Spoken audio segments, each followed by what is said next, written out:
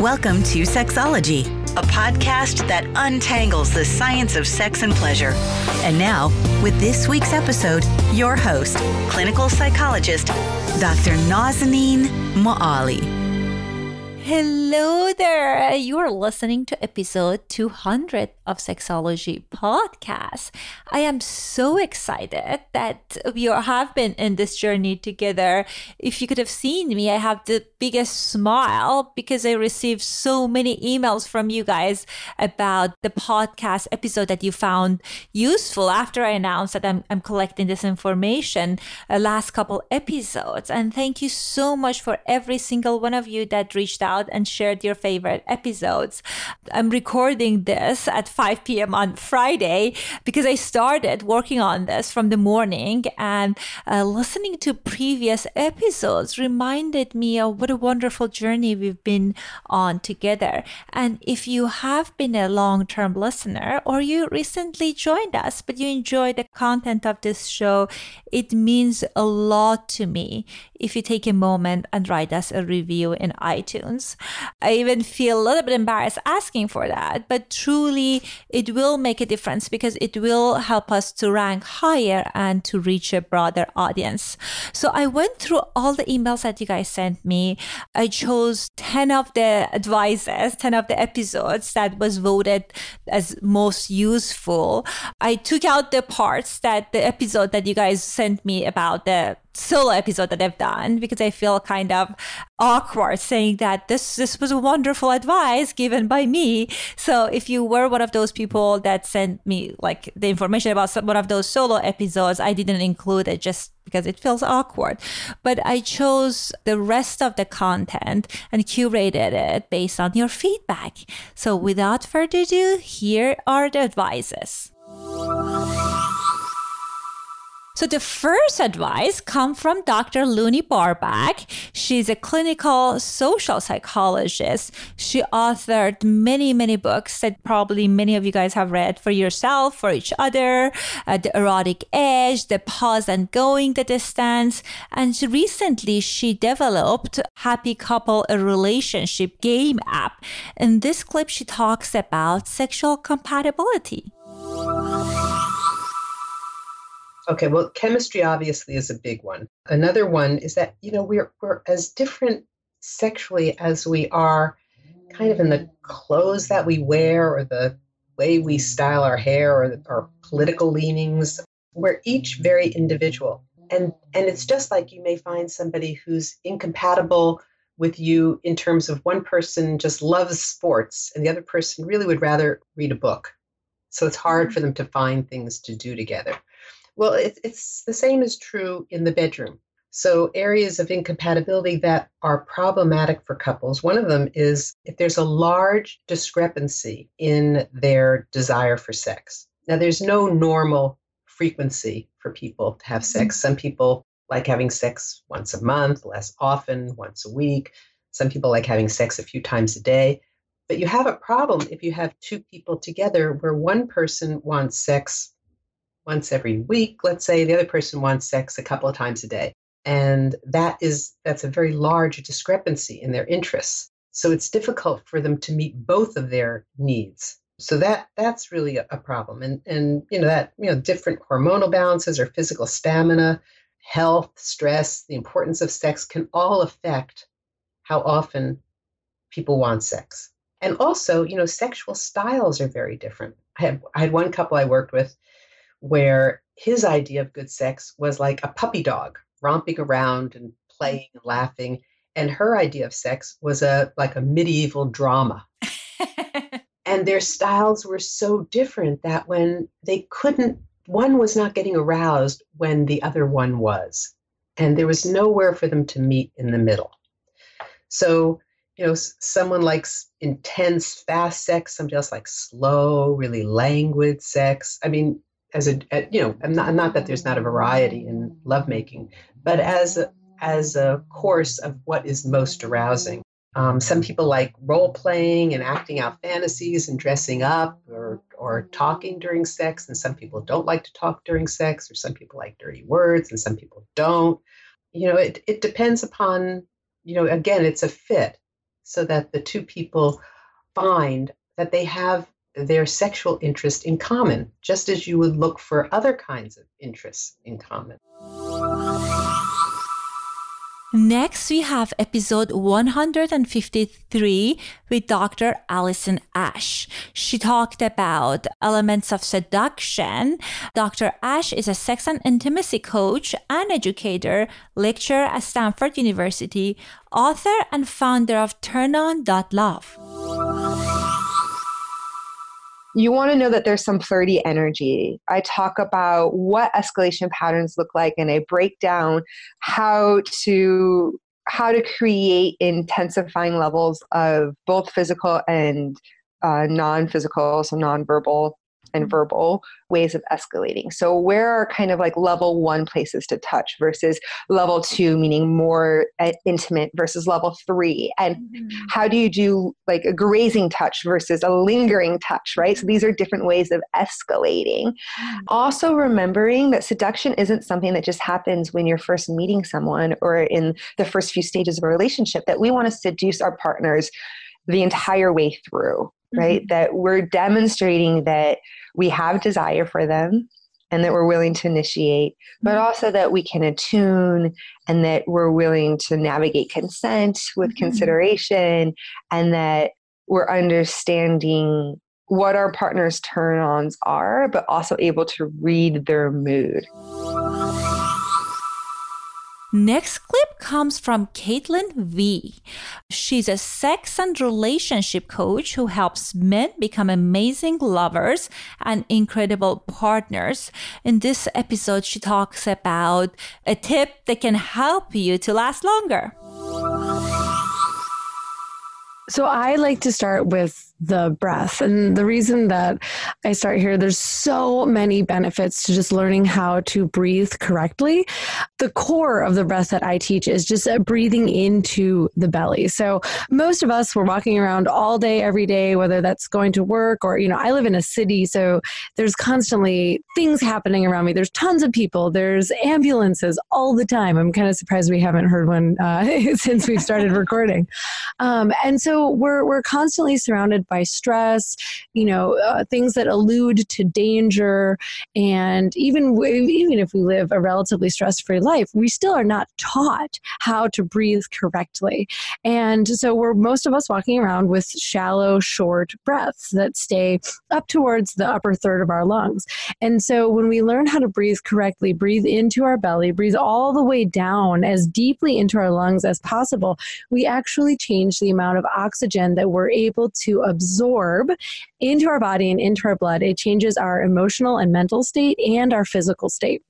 And I'll save the sort of like longer anatomical explanation, but the truth is when you take belly breaths, deep, slow, steady breaths, you actually activate an entirely different nervous system that is closely associated with your genitals and with sexual pleasure. And you can actually immediately access longer times to ejaculation. This next one is one of my favorite, by Dr. Kat Meyer. She's a licensed couple therapist, sex therapist, yoga instructor, published researcher, and Reiki practitioner. You can find her at love.body. One of my favorite strategies that have helped elevate my embodiment in sexuality has been mirror work. Anytime we do something in which we can be the viewer, receiving our own self can be a powerful expansion of our self-love and sexuality. I recommend for mild spice, seduce yourself in the mirror with a dance or a look, clothes on, clothes off, or even a striptease. For a hotter spice, try self-pleasuring in front of the mirror. Or if you have a partner, set up a mirror to have sex in front of and get into the enjoyment of watching yourself in pleasure. Next, I chose an episode by Amelia Nagoski. She's the award-winning author of New York Times bestseller, Come As You Are, the surprising new science that will transform your sex life. She talks about if you are in a relationship that there is a desire discrepancy, there are things you can do to address it. women just have sex because their partner expects it or because they otherwise feel obliged or like they're supposed to. And if we believe that sex is supposed to happen in a certain way, like we're supposed to just spontaneously out of the blue feel horny, and that's not a thing for you, then it's really easy to sort of give up in frustration and just assume that sex is not a thing that happens for your body. And that is not at all true. A large proportion of women rarely or never experience that spontaneous out of the blue, just sort of like, oh, I would really like to have some sex kind of feeling.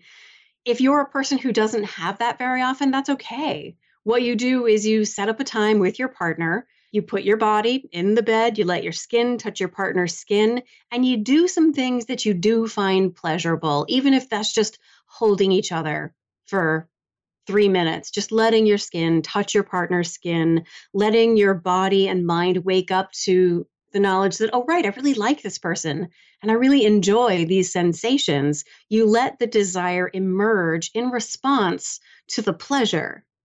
I will say that I was talking to some friends. We were sitting in a bar having drinks and they were like, so Emily, how do we sustain a strong sexual connection over multiple decades? They were parents of 2 very small children, and they're experiencing the difficulties that most couples experience when they have very small children. And I said this thing about like, you put your body in the bed and you let your skin touch your partner's skin. And one of the partners literally cringed away from the table, like, at the idea of her skin touching her partner's skin. And I was like, okay, so that right there is your problem. It's not low desire. It's lack of pleasure, not just lack of pleasure. It's active dread. There's something that you're worried about happening when you touch your partner that is the thing that's getting in your way. So I have actually seen therapists and coaches do this really beautiful exercise where they have 2 partners stand up and create as much distance between their bodies as the lower interest person needs to feel really safe and comfortable being in the same room. And sometimes they just take like 1 or 2 steps back and there's a few feet of space. But I have seen the low desire partner take 20 feet, create 20 feet of space between them and their partner.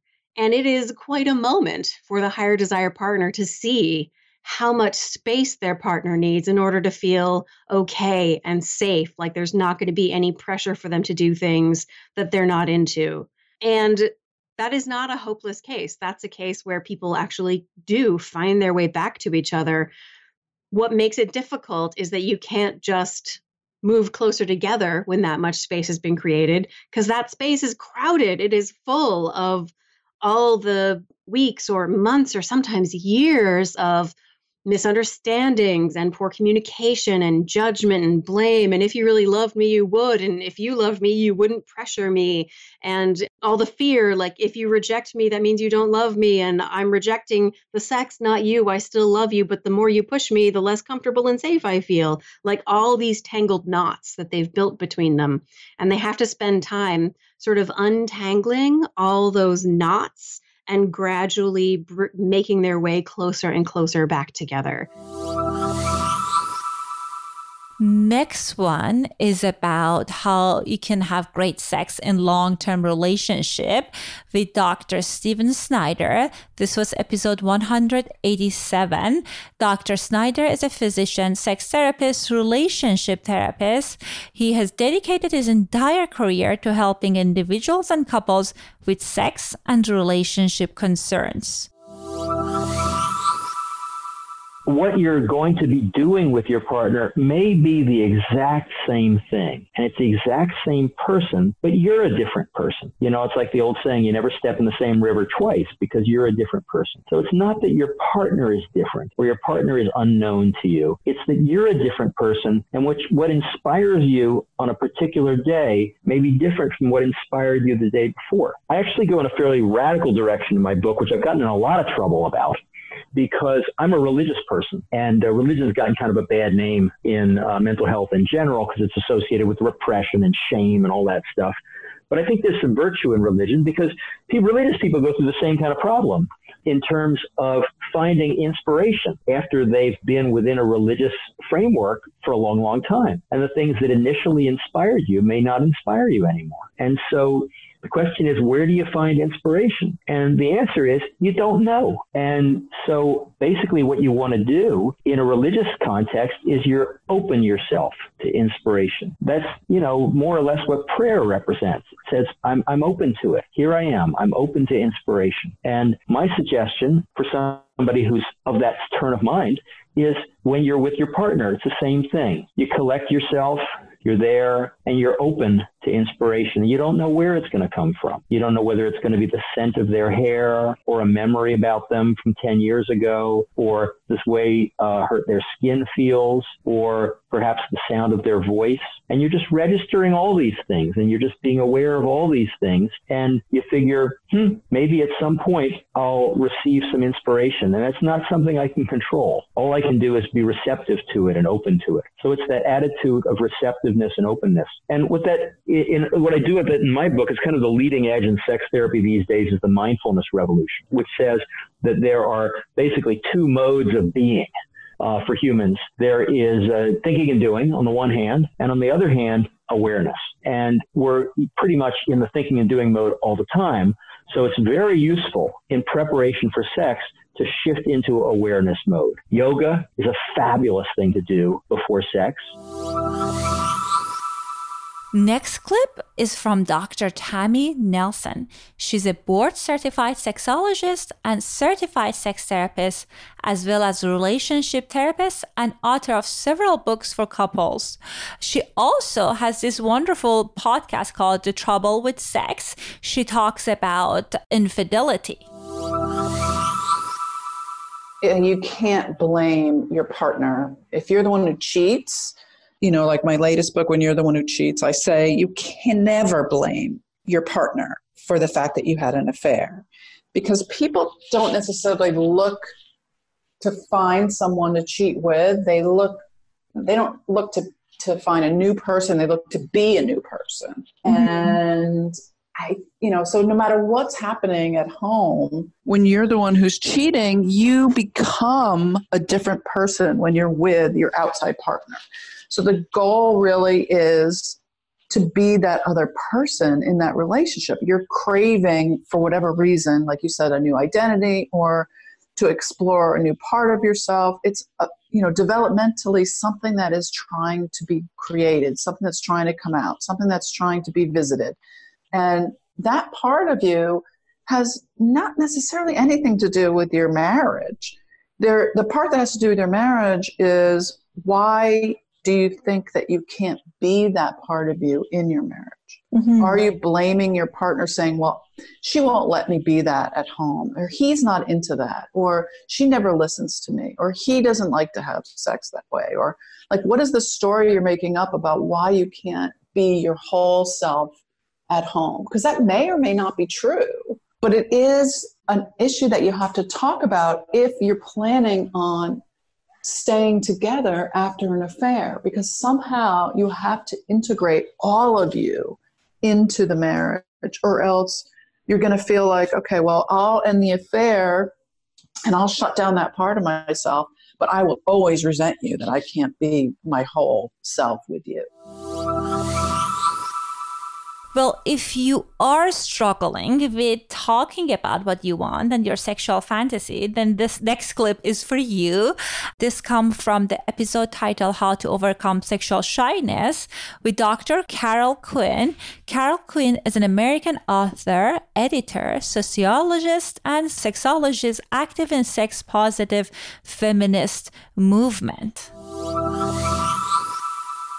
So I think the first thing that a person can do is, whether they're in a relationship that they want to add to, or whether they're a solo person who wants to add possibility to their future sex life, is go to their own responses and fantasies. What erotic material have they seen or read that they responded to strongly? What do they fantasize about? What seems intriguing to them?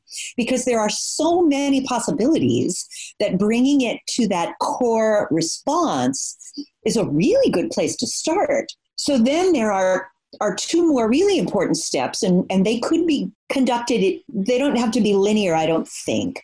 One of them is to speak to their partner if they have one, and to just start talking about what else I love what we do, or what we do can no longer satisfy us for a variety of reasons. What else can we do? What could we add? What could we substitute? Whatever their need is and desire is. And get their partner to start thinking in this more open way, which they may already be doing. Sometimes two partners are fantasizing like crazy, and they're afraid to talk to one another about what they're saying and thinking. All of their friends outside drinking wine at night may know all about the fantasy, but their partner might not know. So bring it to your partner if you've got one. And then, or when you're swiping right, you'll begin to know what to say with a new person that you might be meeting for the first time. But also educate yourself about what it is. Are there safety angles to what you might want to try to do? Are there sort of special tools and toys? Do you need to get a special outfit? Do you need to, practice your persona? Do you need to work up your skill in some particular way? People who are afraid to try a new thing sometimes are simply worried that they're not going to be that good at it to begin with. Like people who hesitate to do oral sex with their partner. A lot of times it's simply, I don't think I'm really as good at that as maybe somebody that my partner has experienced before. I'm just not going to try it. Next, we have episode 139 with Dr. Ari Tuckman. Ari is a psychologist and also an author. He wrote multiple books. The recent book titled ADHD After Dark, Better Sex Life, Better Relationship. In this episode and this clip specifically, he talks about how can you work on your sex life outside the bedroom. Managing your life well is foreplay. Dealing with all the daily stuff is what kind of gets us in the mood. And for our couples with ADHD, or couples where one person has ADHD, managing that well, putting in the effort, being a good partner in multiple ways makes the sex better also. And it makes a relationship overall better. And, when I paid some stats guy to do a bunch of really scary statistical number crunching that I wanted no part of, when we looked at what separated the happiest couples, like in relationship wise, sexually, it came down to a bunch of different variables that basically all had to do with being a good partner, being a good team member. And, so sometimes that means doing the dishes even though you don't feel like it. And sometimes it means, you know what, honey, I'll do it. I'll take care of it. Don't worry about it. And if I feel like there's balance in our relationship, I'm glad to do it.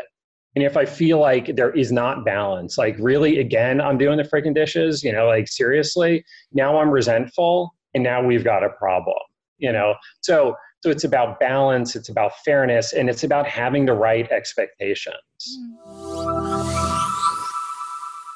This last one is my absolute favorite, and I'm kind of surprised that this is my favorite. If you know me, I know, that I'm very into evidence-based, science-based approaches. But this clip is come from a conversation I had with Barbara Corrales on tantric orgasm. And Barbara is the founder of Urban Tantra. She's the author of Urban Tantra, Sacred Sex for 21st Century.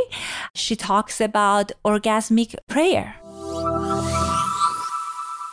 My simple version of it is really like orgasmic prayer. And it all started early on in my tantric practice, actually even a little bit before that, when I was a student and friend of the metaphysical teacher Louise Hay. And many years ago, in the middle of the AIDS crisis, she was suggesting not only that we love ourselves and teaching us how, but that we also send love ahead of us to someone or some place on the planet that needed love. It was a lovely, personal, kind of embodied prayer, and I liked it a lot.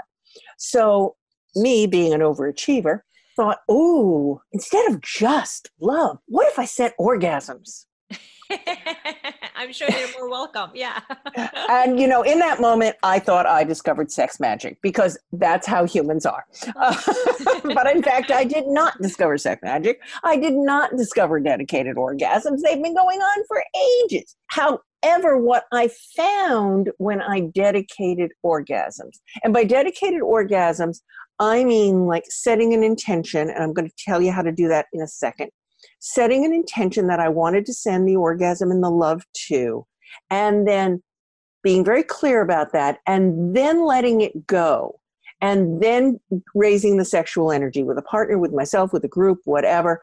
And maybe at the end, at the peak, sometime just after orgasm or in the afterglow, touching upon my intention one more time. It isn't like making love while only thinking about your intention. Mm-hmm. That would get weird. So how do you set your intention? This is really the specific part, the part you need to pay attention to. I'm sure you know how to raise sexual energy, and you can do it in any way you want. Setting the intention matters. You want to have the clearest vision of what you want possible. You do not want to send prayers and orgasms to what you don't want. Now, if you want a specific model Mercedes, you probably know what that car looks like. You probably know what it smells like. You're probably pretty familiar with that car. So holding that image is not so very difficult because you've been focusing on that. And it's a good thing. If you are sending sexual energy to a friend for healing, to a friend in chemotherapy, it can be much harder to see them well. Or if you're sending it to heal, to stop the war in Syria and to restore Syria to its former glory, it's much harder to see that. Mm-hmm. So before you start flinging orgasms at what you don't want, it's important to spend some time in meditation about what your friend looks like healthy, or what Damascus would look like with people on tree-lined streets sipping coffee in cafes, etc. Mm-hmm. And when you have those more complex visions of health and peace, what I like to do, because they're hard to hold on to, is to put them in a symbol, like, for instance, a heart, an infinity symbol, a circle, a spiral, some symbol that's easy for the primitive brain to remember. And I just focus on that symbol when I'm going to send my energy, the heart, the infinity sign. And that's my focus, and it contains my vision.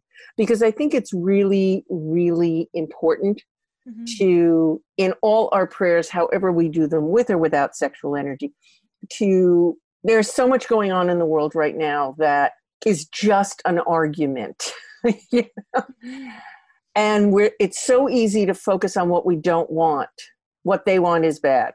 You know, I learned this, my first sex magic project that went on for months, more years, I think, was I sent orgasms and prayers to end apartheid. And what's cool about doing it for a cause that's bigger than yourself, not that you can't do it for you, was that I ran into all sorts of real world ways to help. Mm-hmm. It's sort of like what you think about, you attract. So I attracted all sorts of concrete ways that were right in my face in New York City to work some good, to change things for the better in South Africa. Well, definitely in the world that we all can benefit from sending orgasmic prayers all around. And I love the idea of intention setting and dedicating the orgasm to someone else. I think it's just such a wonderful, marvelous way of looking at these practices. Anyhow, I just wanted to say how grateful I am for every single one of you guys, and how much I love and appreciate you for listening to this show. If you haven't downloaded our list of activities that you can do to spice up your relationship, you can find the free download in the show notes, and I will see you guys next week. Thanks for listening. the Sexology Podcast.